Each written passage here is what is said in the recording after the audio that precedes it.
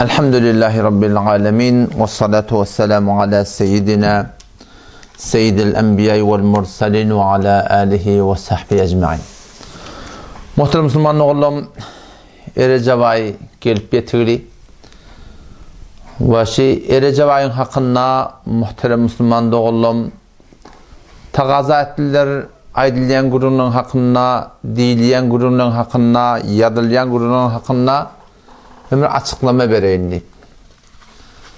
Elbette her yılla şuna mendeş yadgılar ve sokanraniler, zatlar Erecevay gelenine şunun üstüne bir sırı şüpharım bir gurunları ağıtarıp da aydılyar. Qiynan taqta ne kadar metalipler ki yadgılar ki fezai mecazida internetin üstünden Telegram, WhatsApp ya şoňa mesajlardan üstünden ýaýrayar. Qiynan taqta şun hakkında aydylan gurunlar dogry gurun däl. Erecevay haram aýlan biri. Haram diýip aýtdygy Allah tebarek ve Taala'nın öýde şonu haram edipdir. Näme haram? Şonda dawany, jeňi, wurşy başlamaklyk haram. Galan tekiraýyň içinde kafirliň üstüne şeriatyň aýtçyna öýle sürmeli bolsa, goşun çekmeli bolsa, leşker çekmeli bolsa oňa ejada bar. Emma 4 aýba Allah tebarek we Taala şoňa haram aýdypdyr. Şu 4 tane haram aýda kafirliň üstüne goşun çekmeklige, wurşy, jeňi başlamaklyga şeriat ejada bermepdir. Elbette eger ola dopulsalar, kafirler dopulsalar, olara karşı durmaklıktan başka çare yok. Şeriatın öz beren icadet. 36. ayette Allah tebarek ve Taala Sure-i Tevbe'de İnne iddete şuhuri indallahi 12 şehra diye. Yani yıl boyunca aylar var. Şu aylan sani Allah Taala'nın yanına 10 kay deyiptir. Hasan Memnun 10 kay ediptirler. Adamdan düzenli adam yok. Yevme halakas semavati vel ard. Allah Celle Celaluhu 7 gat atman 7 gat yer yaradandan meri ve Allah Teala öd koyun düzgünü şunu 10 kay edip koyuptur. O şu 10 kaydan minha arba'atun hurum. 4 ay Hudaý Teala haram edip koyuptur. Näme aýo? 3 ay idin diye. Zulqada, Zulhicce.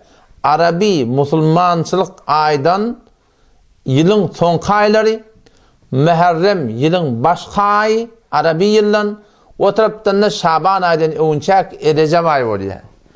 Üçüti idiniňe diýär. Zulqada, Zulhicce, Muharrem. İdiniň üstüge diýär. Erecevay o Şaban aydan öňçäk diýär ki geljek aydan öňçäk. Oňda näme aý bar? Arada aý bar. 4 ay Allah tebarek we Taala ýanky çymýalak öz şeriatyny haram edipdir. Näme diýip edipdir? Allah Taala diýär Kur'anda la yus'alu amma yef'al. Hudaý bir zat edende ondan sorulmaýar. Hudaý Teala ödi, hakim ödi, padişah ödi, halyk ödi, näme ödi salah bilte, hayr bilte, hikmeti bardyr, şonu şey dip goýupdyr. Oşa aýlaň isminden bir aý näme? Erecevay. Erejewiň adyna, Erejewaýyň adyna Rajabul Asam da diýipdirler. Ker Erecep, Ker Erecep diýipdirler. Ker Erecep diýmekden oňa bir ihanet, bir hormaty etmek maksat değil. Belki şol ker Erecep diyeni Erecevayda jeňi başlamaklıktan, qyýkçy eşitmeklikten malahim guloklan ker diýip aýtdy. Çünkü Hudaý Teala şol Erecevay diýen haram aýlan biri boldandy. Jeňi başlamaklygy, uruşy başlamaklygy, goşun çekmekliги başlamaklygy näme de Hudaý Teala haram edipdir. Rajabul Asam da diýipdir. Bäzin ulamalar diýipdir, Recep diýen adamatly, hormatly diýip aýtdy. Resulullah sallallahu aleyhi ve sellem Peygamberimiz da şu Erecevay hakkında bir eden duasını Allahümme ya Rabbi Allah Allahümme barik lana fi Recep ve Şaban ediptir.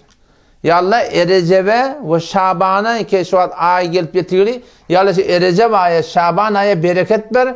Ondan sonra bizi arada ayda yetirdi Peygamberimiz Hudaý Teala dua ediptir. Petonna şu suratında Hanefi mezhebinin ulemaları Peygamberimiz Hudaý Teala şeriatına göre Erecevayda arada tutmaklık mustahap diýip barahym şoňa hukm edipdirler. Yani Erejewaýyň 30 günüň içinde haýsy bir gün arada tutsaň, 30 günüň hemmesini sowabı desseň, näme bar? Şoňa tutmaklykda sogap bar diýipdirler.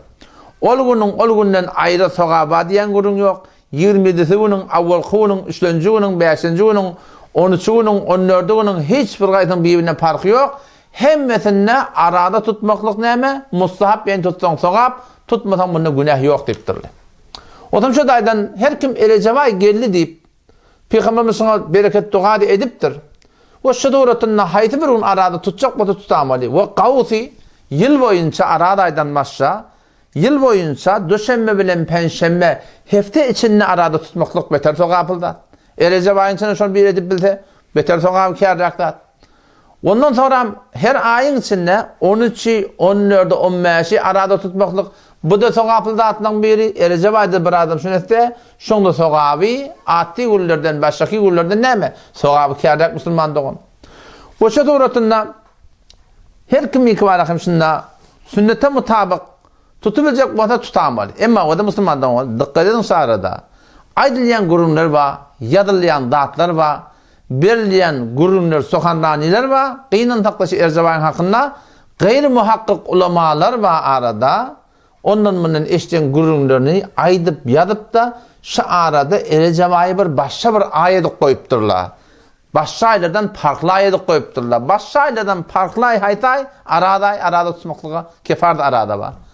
Arada gedek kalsa yankaydan gullem. Döşenme günün, penşenme gün, ayın ortasından 13'i, 14'i, 15'i arada tutmaklık. Şurada sogap var. Emma Erzebay'ın hakkında baştaki aylarda da sen şoğullar tutsanma sogap var. Yöneke vatta başartan nefil arada tutsan sogap var. Emma Erzebay'da bir aydatim bir cüdegene bir bununla sogap var diyen günü musulman doğullum. Muhakkak ulamalar şunnevettirler, yanlış deyip fetva vertirler musulman doğullum. İnelekin şu aydılyan gurunlarımı ne sana aytıp vereyim. Bir gen gurunları musulman doğun şun hakkında var akıyım. Aydıp da yadıp da yeret yerler.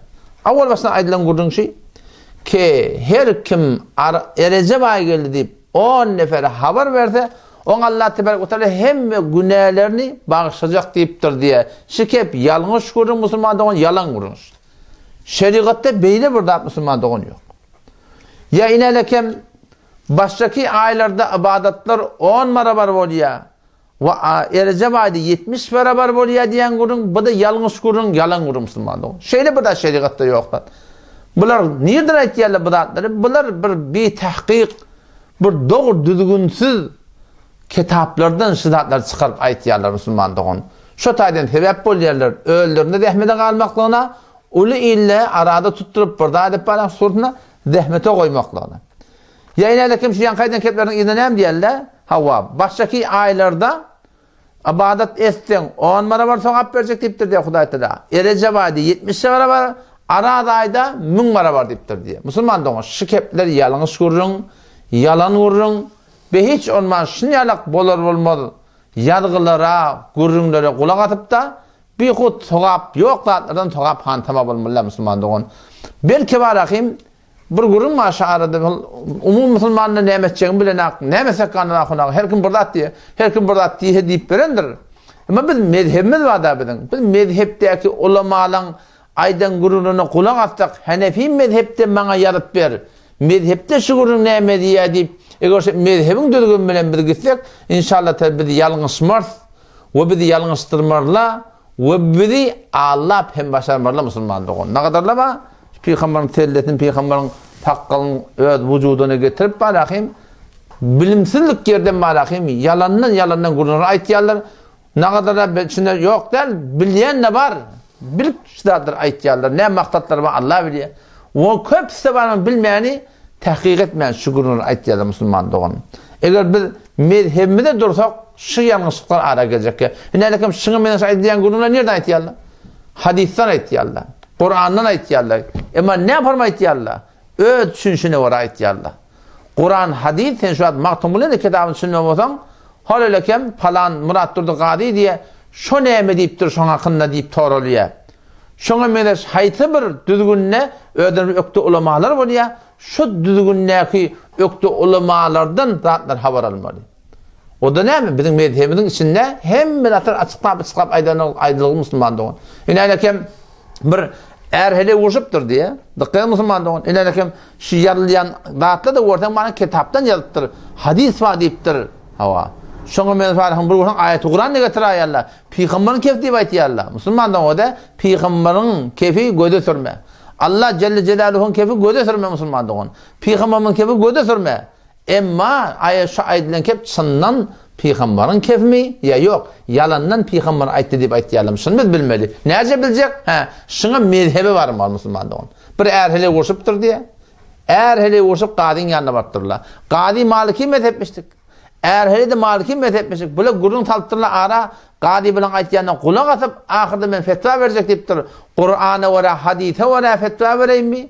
Allah Teala'nın aydın kelamına ora, Peygamber'in aydın kefine ora fetva vereyim mi? Ya İmam Malik'e ora fetva vereyim mi diyenine şu denana akıllı denanamıştık. Ya Kadı diye şu İmam Malik'in aydınına ora fetva vera deyiptir. Maliki mezhebe ora fetva vera deyiptir.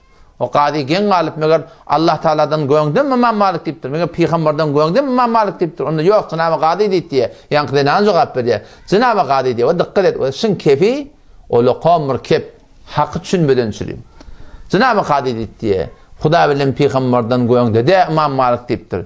Ýöne Cenab-ı Kadir Kur'an'dan, Allah Teala'nın aýdandan, hadisden, Peygamber'in aýdandan men İmam Malik'in düşünşüne etimadymma, anamymma, inancymma, sen Kadir'in düşünşüne men inancym ýok diýdi. Şunu konuşaýdy, ama Allah bolmasyn, haýsy bir takdir bolsun, takdir jan, sen tiýligiň, hormatyň jaýyna Cenab-ı İmamcım wa sen takdir edilen zaýyna emma sen aýtýan kefine imam adamma şagirdleri var arka 1400 gelipdir şola şu kefi düşünmeýän galypdyrmy keten şuň kun şu gurun tapdyryň diýmeli şoňa nirden aýtýarsyň diýmeli mezhepden aýdyp bermeňe Kur'an hadis bilen imamyz var emma şu Kur'an hadisi şol mezhepdäki adamlaryň düşünşüne görä musulman düşünmesek musulman dogulan bize anlaýarlar. Bu ýalňy soňklaýarlar inelekim ýeni ýalyp goýupdyrlar. Recep ayın 13'ünü arada tutsaň diýipdir diye 1000 ýylyň sogaba diýipdir diye. Musulman dogan şikep yalan gurun. 14'ün arada tutsaň 10.000 günýalak barahym suratyny sogaba diýipdir. 10.000 arada tutsaň ýalak ýani. Musulman dogan yalan gurun şular. O şuna men desbära başyky aýdýan gurunlarken ýa inelekim bir gen almaldat bilýär. Gen almaldat ki awwal kun Recep aydan arada tutsaň asman bilen ýeriň arasynyň faslasy bir arasy ne kadar bolýar? Şol mugda cehennemden daşarýan diýip aýtdyr. Musulman dogan şikep ýalňyş gurun Hanefi mezhebiň muteber kitaplarına ýok daçy musulman dogan. Mundan bir geň datda. O näme? Bir namaz bejertirler. Leyletur Ragaib diýip. Hanefi mezhebiň muteber kitaplarına Raddul Muhtarda, Raddul Muhtarda we başga kitaplarda şikepin ýalňyşlygyna fetwa berer musulman dogan. Berdim bejerme namaz, bizi 5 wagt namazy dogrutuny okuýarly, talaty wutyr dogrutuny okuýarly. Namaz okuyacak adam Peygamberin en mübarek sünnet namazları var. Sen eşrak namaz okuyor, sen kuşluk namaz okuyor. 20 rekat senin kuşluk namaz okuyordun böyle. Eşrak namaz okuyor 2 rekat. Hac bilen umran togaba Hudaý Teala kabul edip. O musulman dogan dehret namaz var. O şoňa menes barahym tahajjud namaz var. Şoňa menes awwabin namaz var. Şoňa menes öýleden öňçe 4 rekat sünnet var. Şoňa menes ikinden öňçe 4 rekat sünnet var mustahapçylar. Ýatsydan öňçe 4 rekat sünnet var mustahapçylar. Eger namaz okuymaly bolsa musulman dogan doğrusu Peygamberimiň aýdan namazy bar. Şoňa ýeter namaz ýok musulman dogan. Nima bir Leyletur Ragaib diýip berde bir namaz bejeripdirler musulman dogan munimil gaty bir ýalňyş. Mundan näme geňrak aýdypdyrlar. Kahwanama 27-nji güni ya bagşlaň 27-nji gejesi Resulullah sallallahu aleyhi ve sellem diye Allah Teala o Miraja gitdi diye muhakkik ulemalar şunu reddettirler. Muhakkik ulemalar şunu doğru diýipdirler. Yani ki Mevlana Muhammed Ömer Serbazi rahmetullahi ve Fetava Kufen'ne awwal jeldinde şunu açıklap aýdypdyr. Şu gurrun diýipdir, ýalňyş gurrun diýipdir musulman dogan. Bu wagtda barahym şu 27 güni arada tutan adamy oňa barahym bir adam arada tutdy, oňa 100 ýylyň arada tutan ýaly sogap berijek diýipdir, ýalňyş gurrun. Ya şu gece ibadet etti diye 27 gecesinde 100 yıl ibadet eden ýaly musulman dogan şoň ibadet bar şoňa sogap berijek diýipdir diye musulman dogan şulan hemmeti ýalňyş gurrun. Recep aý diýip belli bir zikir ýok, Recep aý diýip belli bir arada ýok, Recep aý diýip belli bir sadaka bermeli diýen gurrun ýok, Recep aý diýip belli bir namaz ýok, Erecebayın hayti bir günden musulmanlığın aslan farkı yok. Şahidleyen gurunlara musulmanlığın gitmeli, yalnız gurun, yalan gurun, bihud öde musulmanlığın dehmede koymaklık. Nereden aytyalı yan kaydanım? Bular öcüsünden aytyalar. Bular bolmaz kitaptan aytyalar. Bular tahkik edilmedi kitaptan aytyalar. O şey deyip öldürdü günahkar var ya, milleti de günahkar soğuklaptı barakım, şu tuğratında barakım bir ulaqan dehmede okuyorlar. Bir bazen ulamalar var, men vargan daşından koyanda bir aq taqqal, hücüyor dip duran, bir dili var adam. Erce bayi milleti teşvik edecek olup, bir asli senedi yok hadisleri, dehsalları düdüp de şu bir sürü gurunlar bir yani ben heyran kalen ya Allah şu gurunun hakikati yokluğunu, şu kitabın muteber değerini bilmeyen mi kaç? Arada da bir ulaqan takdirden biri. Ben adım tutmak niyetim yok doğrusu. Bir iki tane destan edip Ercebay'ın hakkında var akım. Bunun ağır başına geçirip koyuptur. Gen kaldım bu takdirin aytlayan gurun ne? Şimdi bunu aytmadan millet bana çın mı kadip var akım şu form amal et yerler. Buna göre aytsan da ortadan var akım ay falani akunun avrayla diye burada da diyor musun? Ben avrayla almak yardımda yok. Şu da dedim adım tutacak ki. Bir men adım tutmasa, bizim cemaatın adım tutmasa biz adım tutmayalım Müslümanlar. Ben doğruyun aydeyin yönü. Şayet ise dedin de gidip oturuşanda bolmayan mı? Açışanda bolmayan Müslüman da oturuşanın bilen avvala oturuşmana teyyar adam tapmak kıyın.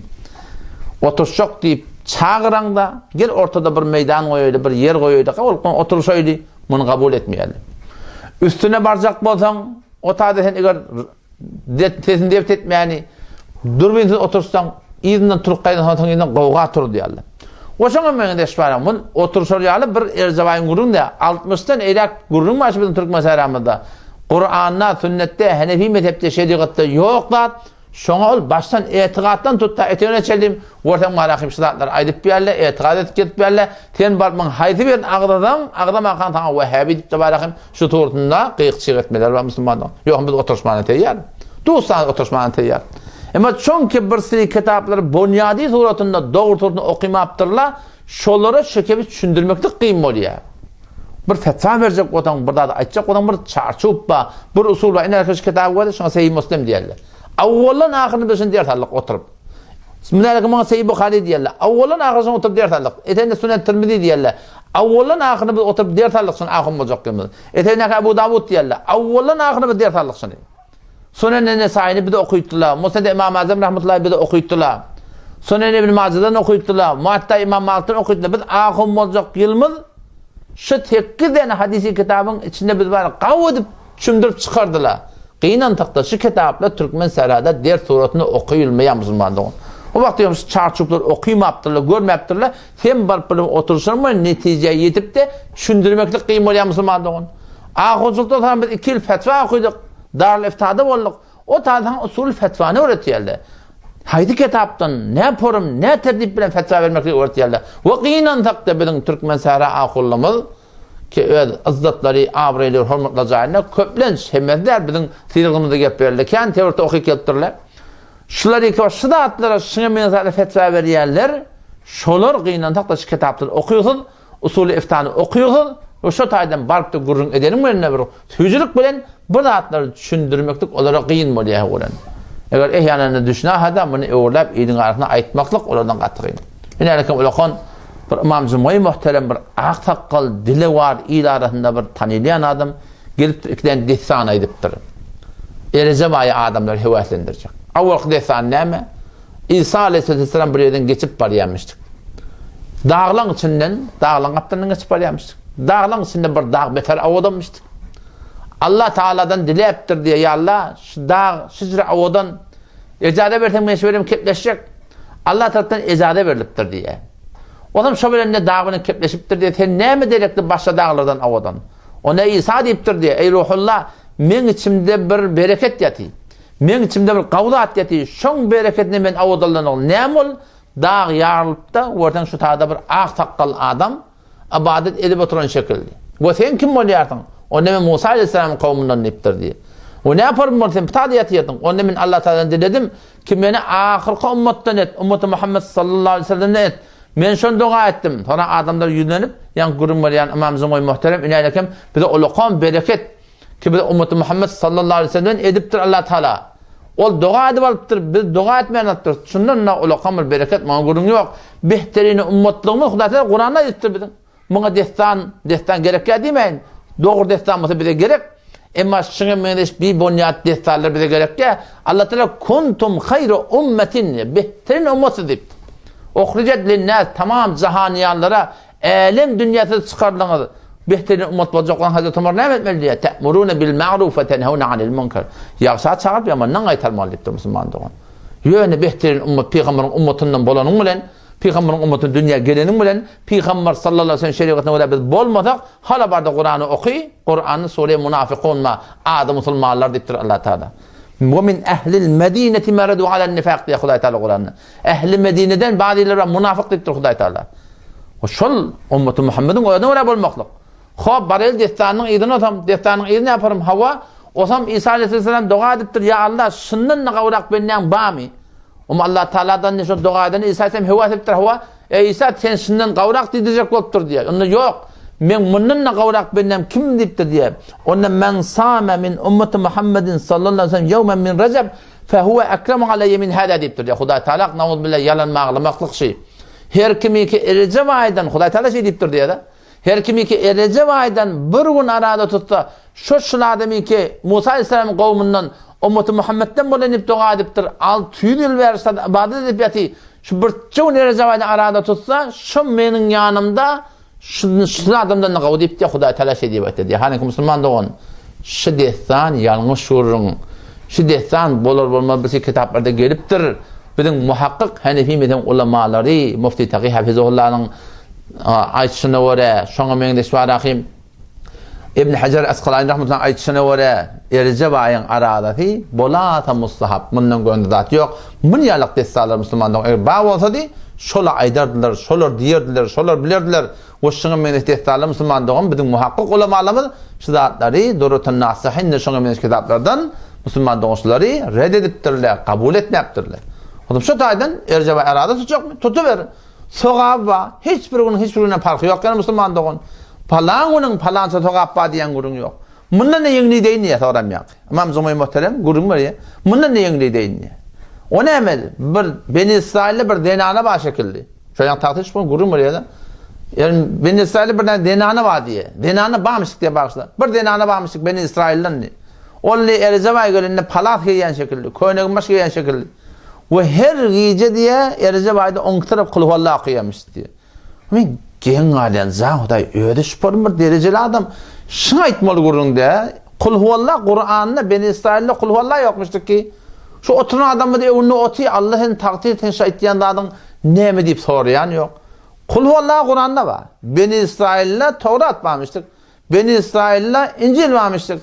Beni İsrail'le Zebur varmıştık. Hop.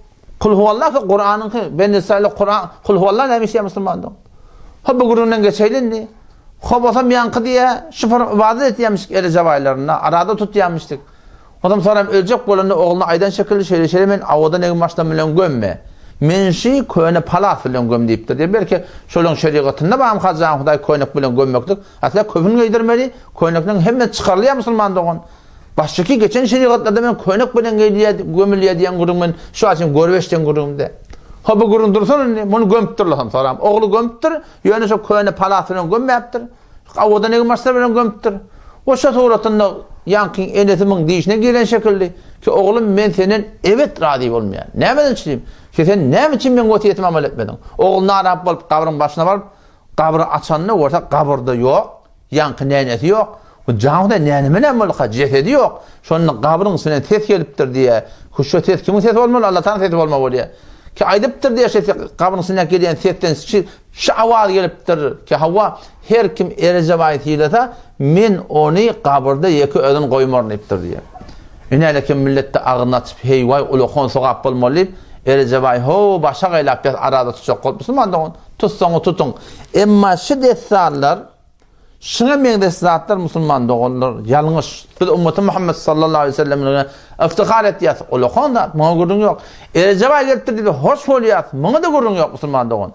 Emma qinan hakda Şunu meşgurumla bizim aramızda kendim. Ol burada botayan kaydan gurunma ulakon taqdirleri bilmeyemi. Men sizden burada soruyan. İmam Adam bilmeyaptırmayın. İmam Muhammed rahmetullahi bilmeyaptırmayın. İmam Ebu Yusuf rahmetullahi bilmeyaptırmayın. Ve şuna men Resulullah ulakon Hanefi mezhebinde muhakkikler, muhaddisler, fuqahalar geçiptir. Şöyle bilmeyaptırmı ki erzevayda şuparım sokap bağlığını ki gelip barahım buğun men yalak ahun şolong aytmadı kevin taftta barahım şuparım burada adamı bilamal boluptur. Musulman doğun böyle hiç hatta bolacaklar diye musulman doğun. Adam şu taydan gayret edeydin. Allah temcim tevfik versin. Erzevay başardığımıra nefil aradatın. Başardığımıra tutuydu. Etiqadımız şu olsun. Hiçbirinin farkı yok. Tutan adam tutar, tutmadığı adam tutmar. O şuparım bir leytir gayip deyip ona ercep namaz deyip yeni bir namaz deyip bizlere namaz yok musulman doğun. 27 günün hiçbir farkı yok. Hiçbirinin farkı yok musulman. Hiçbirinin farkı yok. Allah temcim tevfik versin. Biz hakka yetecek bolsak böyle dua edeydin. O bir de şu mezhebimiz bileydin. Hanefi mezhepteki ulamaların aytyan kefine. Her kim Hanefi mezhep diye bizim Türk mesaramızda, bizim mantığımızda Hanefi mezhepte bağmı. Şunu bir yazıp verin bize hava. Delil koyun bize. Nerede başladı şu kıydatte? Erten akşama at gelmekten antaklatte gece bir vatandaş 5 namaz okumağa dolukan bize iş oluyor. Şuna dolukan zahmet ve inneha lekabiratun illa alel khashin. Allah taşı 5 namazını dolukan da deyiptir. Şu ulukan kıyın dadın o ulukan dat. Hem gelmin kaptını edafa namaz verecek olan ol hevada katı bir rahmet musulmanda on. O da himmet edeydin, dua edin Allah Teala'dan ve öz mezhebinde paybent boleydin, mezhebe amel ettiyen ulamalara paybent boleydin. Şolardan soraydın, şolun aydan ne ola boleydin, şolun diyen ne ola boleydin. Mezhebe paybent bolmadık ulamalar, olan seyde hürmetini saklayan, emma ola bize başlık bulup başarmayan musulmanda on. Beğer başını yerlekim saymanı var ya, sayman. 7 günlük şummol var ya. Şudatlar eğer mezhepte bağlısa ne şummol yer. Hem mezhepte yok. Kullansan şudatlar yok adıp var ya. Aydılıp tu, deyilip tu. Burada bir ahummalar adından, avrayından, muğyetinden hem adından geçtiler. Ne olsa şov olsun deyip Allah razı olsun geçtiler. Yoş millet çünkü var yani. Şu var musulman doğun. Şol ayetin 7 gün 3 gün bolşu ya. Şuna menes ne kadar yanın ıslahatlarken bizim aramızda bağ yok değil. Şolar bir tahqiq edip bilmir musulman doğun. Hanefi mezhebi ola. Allah temcim tevfik versin. Vesselamu aleykum ve rahmetullahi ve berekatuhu.